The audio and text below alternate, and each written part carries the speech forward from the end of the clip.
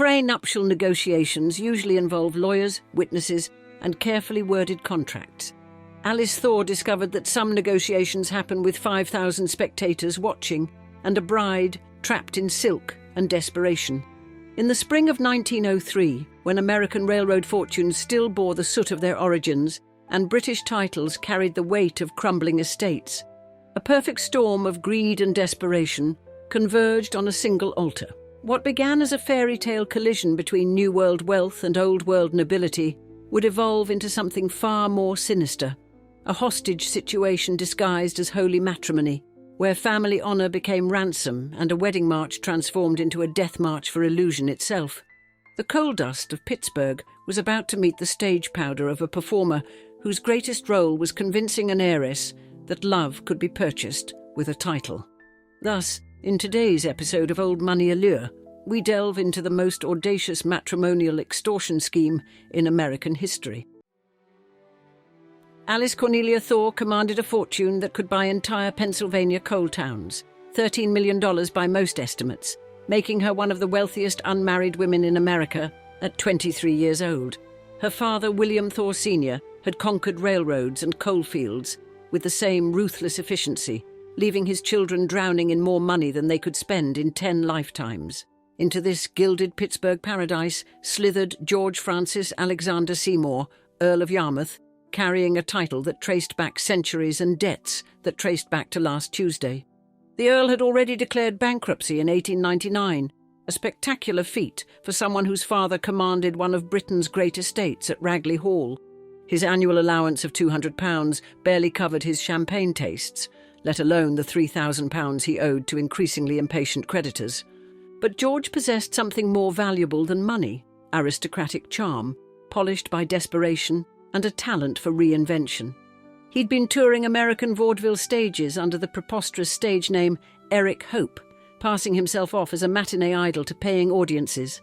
Between performances, he'd tried his hand at banana farming in Queensland, where he'd been sued for underpaying labourers before creditors seized his entire tropical crop. The Earl specialised in hunting American money, having already courted 4 other heiresses, including one of Alice's own cousins, before setting his sights on the Thaw fortune. His approach followed 5 calculated steps: change your name, crash the right parlour, borrow props, play the sympathy card, then press fast forward before anyone could investigate properly. Alice met him at her brother Josiah's townhouse on Lafayette Square, opposite the Belasco Theatre in January 1903, where he'd arrived as Harry's guest. The Earl told reporters his bankruptcy stemmed from reckless generosity to poor friends, while asking those same journalists to spot him lunch money. His mother reportedly had to lend him evening clothes for Washington parties, his own wardrobe having been seized by less patient creditors. The engagement announcement in February 1903 sent Pittsburgh society into delighted convulsions over their coal princess becoming a countess. Mary Sibbett Thaw, Alice's formidable mother, orchestrated wedding preparations with military precision for April 27th at Calvary Episcopal Church. Society columnists breathlessly detailed Alice's $100,000 trousseau, $3.3 million in today's money, while delicately ignoring the groom's temporary financial embarrassments. The 3-month courtship moved at breakneck speed, perhaps deliberately orchestrated to prevent any thorough investigation into the Earl's spectacular financial failures. Alice's wealth included $200,000 in cash, plus 11,000 shares of Pennsylvania Railroad stock, making her an irresistible target. The Earl scrambled to maintain his aristocratic facade while dodging New York creditors who had gotten wind of his impending windfall. "I don't owe much here and I don't want any fuss," he assured reporters, adding that his lawyer would meet anybody who may have a claim against me. As April 27th approached, 5,000 curiosity seekers prepared to descend on Calvary Church, with hundreds planning to climb telephone poles for a better view. Pittsburgh bookmakers offered 8-to-1 odds that the marriage would end within 5 years. Prescient would collect their winnings in 1908. But first, the Earl had one more performance to give, one that would transform the Blessed Sacrament into the most audacious shakedown in matrimonial history.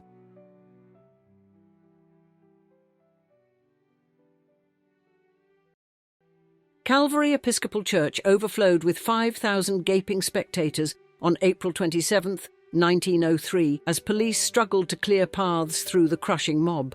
Inside, Pittsburgh's elite sat in their finest silks and diamonds, waiting to witness their coal heiress ascend to British nobility beneath $50,000 worth of white orchids.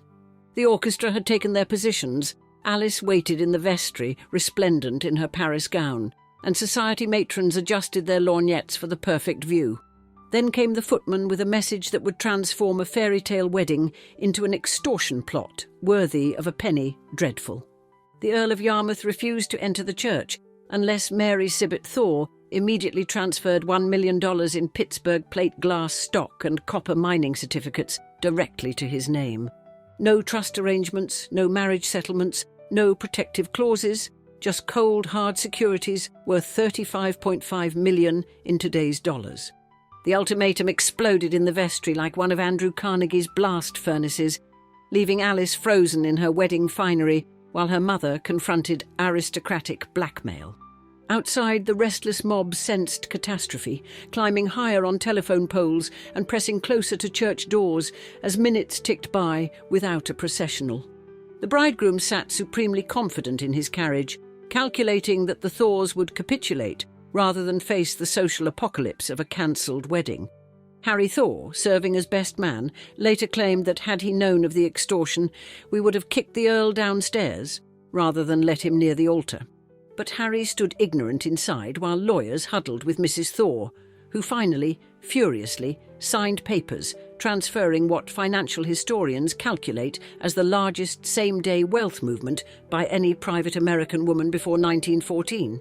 Only then did George Francis Alexander Seymour, Earl of Yarmouth, deign to enter the church and claim his purchased bride. The rector would record it as the most disorderly congregation seen to date in parish minutes, though whether he meant the mob or the barely suppressed scandal remained diplomatically unclear. Alice spoke her vows in a voice observers described as faint, the first sign that her million-dollar marriage might not be worth its price.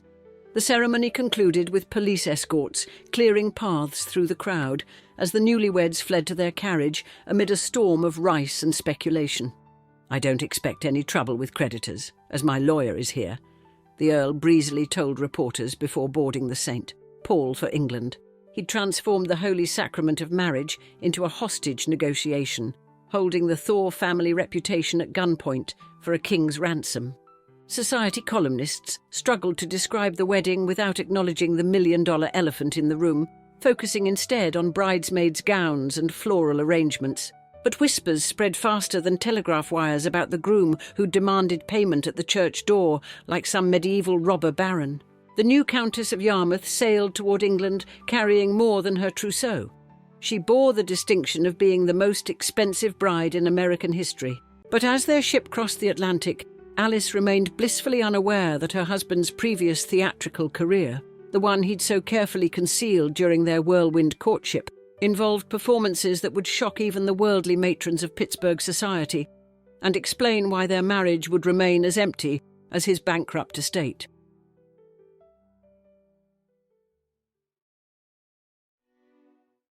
Ragley Hall's servants whispered that the bridal suite sheets remained pristine, virgin linen for a virgin countess whose husband had other interests entirely. Before his bankruptcy and bride hunting days, George had conquered colonial stages as Mademoiselle Roze, twirling through Loie Fuller's patented serpentine dance in 200 yards of silk. Brisbane critics declared it the most remarkable theatrical entertainment ever seen in the Southern Hemisphere, while Hobart audiences gasped at his butterfly wings. The Earl's drag costumes travelled in a monogrammed Louis Vuitton trunk marked GFAS, accompanied by wigs, corsets and theatrical makeup, more luggage than his new wife's possessions. Fuller later cited the Earl in her landmark 1892 copyright lawsuit on choreographic ownership, making him an unwitting test case in American dance law. At Ragley, Alice fought her own battles, declaring English cuisine fit only for hounds and importing crates of Heinz pickles and Hershey bars to Warwickshire. The Earl funded his aesthetic pursuits with Thaw money, while restricting his wife to a household allowance that would cease if the marriage was nullified. He'd grown furious discovering the fortune remained largely in American trusts, accessible only through carefully controlled monthly payments rather than the wholesale plunder he'd envisioned. Within months, reports of the Earl's ill treatment reached Mary Sibbett Thaw in Pittsburgh, though newspapers demurred from specifying his exact offences. Meanwhile, Alice's brother Harry provided his own spectacular scandal in 1906, shooting architect Stanford White at Madison Square Garden. The murder stemmed from White's predatory relationship with Harry's wife, Evelyn Nesbit, the famous model known as the Girl on the Velvet Swing. Harry's trial of the century exposed the decadent underbelly of New York society, while his sister endured her own private degradation in England. Found not guilty by reason of insanity, Harry entered Matterhorn Asylum, while Alice secretly lobbied Consuelo Vanderbilt, Duchess of Marlborough, to support prison reform visits on his behalf. The Thaw family scandals piled upon each other: a murdered architect, an insane brother, and a countess trapped in an unconsummated marriage to a cross-dressing earl. By 1907, Alice had endured enough and filed for annulment, alleging permanent incapacity and non-consummation of the marriage. The petition required 2 court-appointed doctors to examine both parties, a medical investigation promising to reveal exactly why those sheets stayed pristine. British society reeled at the prospect of such intimate details becoming public record in what promised to be the most sensational annulment trial in memory. The Earl countersued, demanding £5,000 annually from Alice's trust. A claim so audacious, the judge reportedly laughed it out of court. He'd extorted £1 million at the altar, treated her fortune as his personal aesthetic fund, and now demanded payment for the privilege of leaving her untouched. August 1908 would bring the trial that stripped away the last pretences of their Gilded Age fairy tale. 2 doctors would testify, financial records would be exposed, and the true nature of the Earl's permanent incapacity would shock even jaded society observers. The girl from Pittsburgh who'd wanted a title would finally learn the full price of her aristocratic ambitions and discover whether American millions could buy her freedom from British nobility.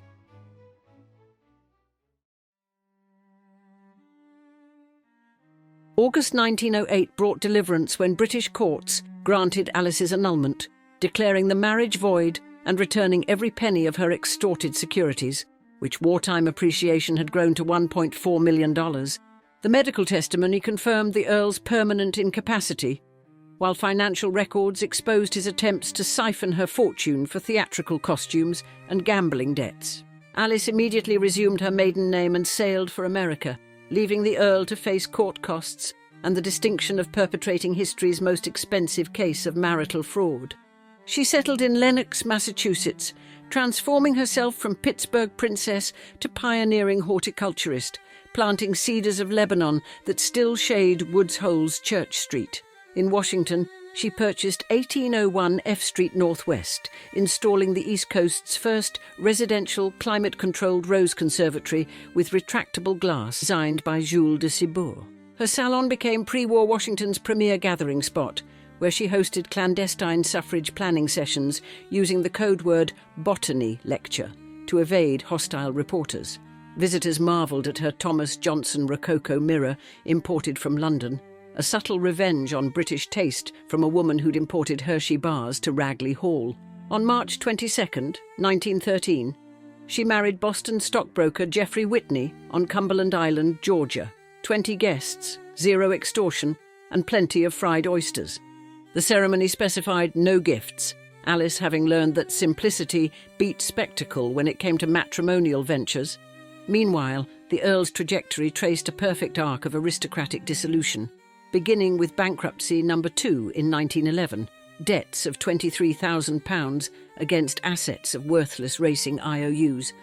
His father's death in 1912 brought the Marquessate of Hertford, but only a life interest, the family having wisely locked away anything he might pawn. By 1927, he was selling the family Titian for £60,000 to cover Monte Carlo markers, the last masterpiece not nailed down by trustees. The man who'd performed as Mademoiselle Roze in Australian music halls died alone in a Torquay hotel in 1940, his estate valued at £37. His descendant William Seymour would fight his own parents in a 2025 High Court battle for control of the £85 million Ragley estate. the judge citing secretly recorded ammunition as evidence of continuing family dysfunction. Alice thrived in her second act, earning the Massachusetts Horticultural Society's Medal of Achievement in 1939 for her botanical contributions. She supported her institutionalized brother Harry from afar, while her sister Margaret married Andrew Carnegie's nephew, then a French count, starring in risqué Parisian tableaux vivants. Financial historians still cite Mary Thaw's forced wedding day transfer as the largest same-day private wealth movement by an American woman before 1914. The Earl entered drag history as the first titled British performer to headline in women's clothes for pay, while Alice inspired the Dollar Princess narrative from Edith Wharton to HBO. Those Pittsburgh bookmakers, who'd offered 8-to-1 odds against the marriage lasting 5 years, had called it perfectly, collecting their winnings in 1908. The coal heiress who'd paid $1 million for a countess's coronet discovered that freedom was the only title worth having, and that the best revenge against a theatrical earl was a life lived genuinely, without costume or pretense, in American soil where her trees would outlast his name. Alice Thaw's fairy tale wedding to the Earl of Yarmouth turned into the most expensive extortion scheme in matrimonial history when he refused to enter the church unless her family immediately transferred $1 million to his name. The bankrupt Earl, who had performed in drag as Mademoiselle Roze, left their marriage unconsummated, leading to an annulment that freed Alice to reclaim her fortune and build a genuinely successful life as a pioneering horticulturist. And now we'd like to hear your thoughts. Before this video, had you heard about this insane tale of marital betrayal? We look forward to hearing from you below, so don't be shy. With that said, thanks for joining us for another episode of Old Money Allure. Cheers, until the next time.